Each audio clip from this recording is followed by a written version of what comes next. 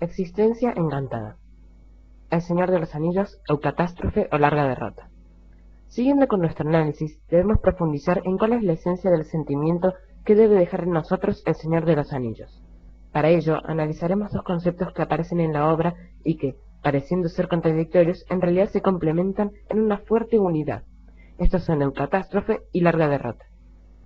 Pero primero vamos a ir a la fuente y a continuación leeremos el fragmento final del ensayo de Tolkien llamado Sobre los cuentos de hadas. En este también se retoma un tema que ya tratamos en programas pasados y es la función de los cuentos de hadas. Terminaré hablando de la evasión y el consuelo, que están, claro es, íntimamente relacionados. Aunque desde luego, los cuentos de hadas no son en forma alguna la única fuente de evasión. Hoy resultan una de las más obvias y para algunos más bochornosas manifestaciones de la literatura de evasión. Así que es razonable añadir a las consideraciones que sobre ello hagamos algunas otras sobre el término evasión, tal como lo entiende la crítica en general. He alegado que la evasión es una de las principales funciones de los cuentos de hadas, y puesto que no los desapruebo, está claro que no acepto el tono peyorativo o condescendiente con el que tan a menudo se emplea hoy en día el término evasión, tono que no está en absoluto justificado por los usos de esta palabra fuera del ámbito de la crítica literaria. La evasión es evidentemente muy práctica por regla general y puede incluso resultar heroica en la vida real, como gustan llamarla los que usan mal el término. En la vida real es difícil reprocharle nada a menos que se malogre. En el campo de la crítica, cuanto más éxito tenga, peor. Es evidente que nos enfrentamos a un uso erróneo de las palabras y al mismo tiempo a una confusión de ideas. ¿Por qué ha de despreciarse la persona que, estando en prisión, intenta fugarse y regresar a casa? Y en caso de no lograrlo, ¿por qué ha de despreciársela si piensa y habla de otros temas que no sean carceleros y rejas? El mundo exterior no ha dejado de ser real, porque el prisionero no puede verlo. Los críticos han elegido una palabra inapropiada cuando utilizan el término evasión en la forma en que lo hacen. Y lo que es peor, están confundiendo, y no siempre con buena voluntad, la evasión del prisionero con la huida del desertor.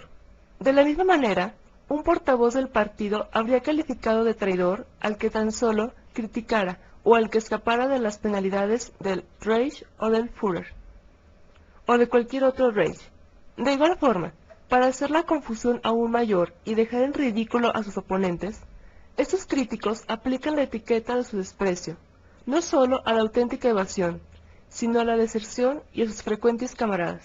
El hastio, la angustia, la reprobación y la rebelión no solo confunden la fuga del prisionero con la huida del desertor. Da la impresión de que prefieren la aquiescencia del colaboracionista a la resistencia del patriota. Si así se piensa, basta decir, la tierra que amamos está condenada, para excusar cualquier traición, más aún para glorificarla. Voy a poner un sencillo ejemplo. Evasión es, según ellos, no mencionar en un cuento, o mejor, no detenerse morosamente en las farolas callejeras, todas fabricadas en serie. Pero eso puede deberse, y casi aseguro que es así, a la aversión que produce un objeto tan típico de la era del robot, que aúna la complicación y la ingeniosidad de medios con la fealdad, y a menudo con muy pobres resultados.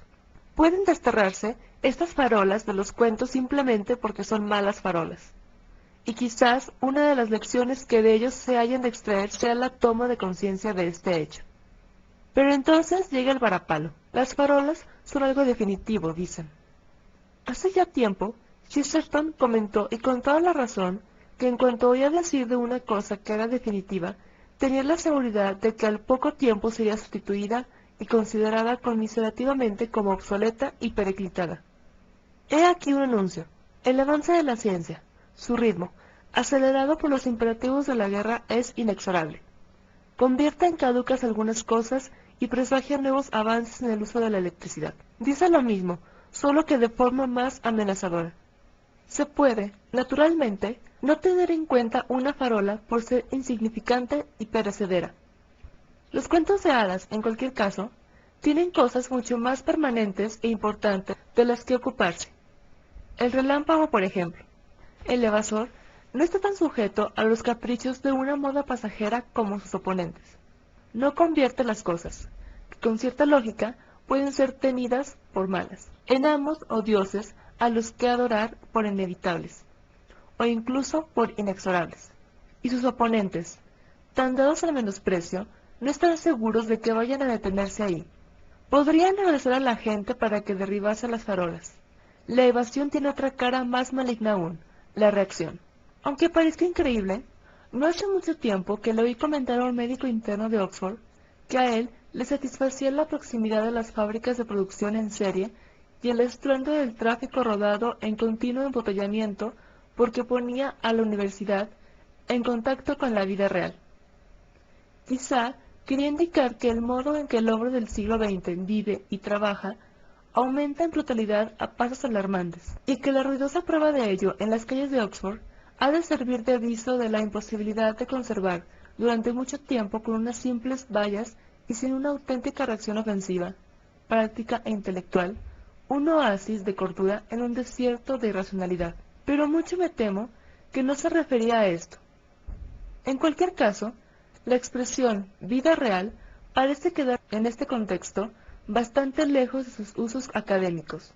Es sorprendente la idea de que los goches están más vivos que, digamos, los centauros o los dragones, que sean más reales, pongamos por caso, que los caballos. Es algo patéticamente absurdo.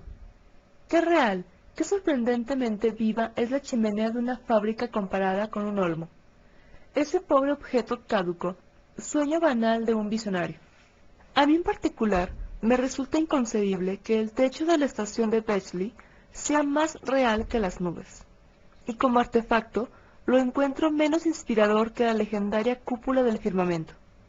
La pasarela que lleva el andén 4 despierta en mí menos interés que Bifrost, arcoíris, guardado por Heimdall con su Horn. No puedo apartar de lo que aún queda de indómito en mi corazón el interrogante de si los ingenieros del ferrocarril, de haber sido educados con un poco más de fantasía, no habrían sido capaces de mejores logros con los abundantes medios que por lo general poseen. Imagino que los cuentos de hadas serían mejores humanistas que el universitario a que antes he aludido. Supongo que gran parte de lo que él, y ciertamente otros muchos llamarían literatura, sería no más que un pasatiempo al borde de una piscina cubierta. Los cuentos de hadas pueden crear monstruos, que vuelan por los aires o moran en los abismos, pero al menos ellos no intentan escapar de los cielos o del mar. Y si por un momento dejamos de lado la fantasía, no veo por qué el lector o el autor de cuentos de hadas tengan siquiera que sentirse avergonzados de lo arcaico como elemento de evasión, avergonzados de preferir no ya dragones, sino caballos, castillos, veleros, arcos y flechas, ya no elfos, sino caballeros, reyes y clérigos.